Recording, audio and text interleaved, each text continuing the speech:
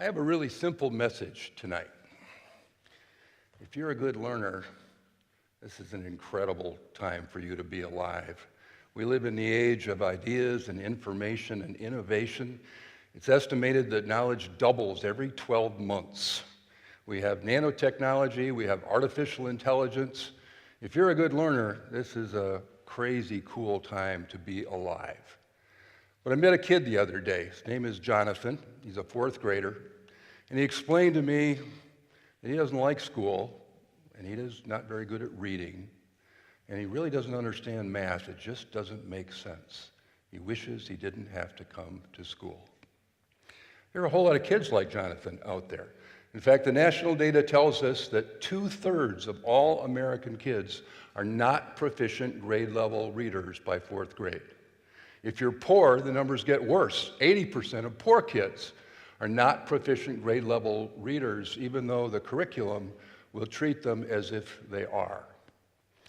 There's a reason for this. And basically, we've been using a one-size-fits-all educational model for a long, long time. We, in first grade, have a whole set of Common Core standards, and we're going to cover those standards for all kids.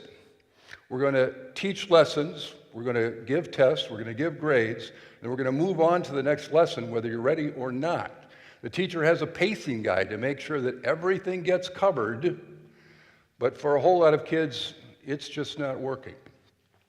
Fortunately, there's an alternative.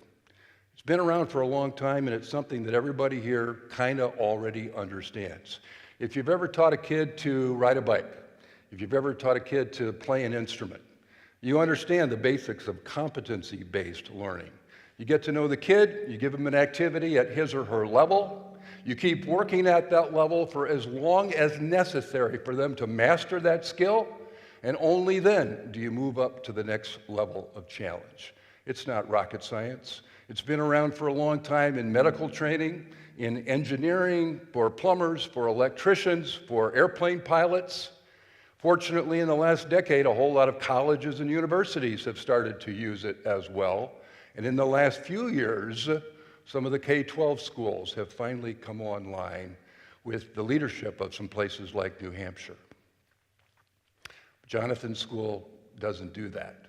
Jonathan's school is going to cover that fourth grade content expectation, whether he's ready for it or not. If you're a good learner, this is an incredible age in which to be alive. There's never been a time like this. So much possibility for innovation.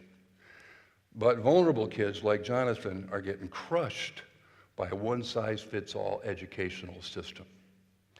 It's possible to do something different. And as I look out here at this crowd, I see people who I think are probably ready to figure out how to make that change. Thanks very much.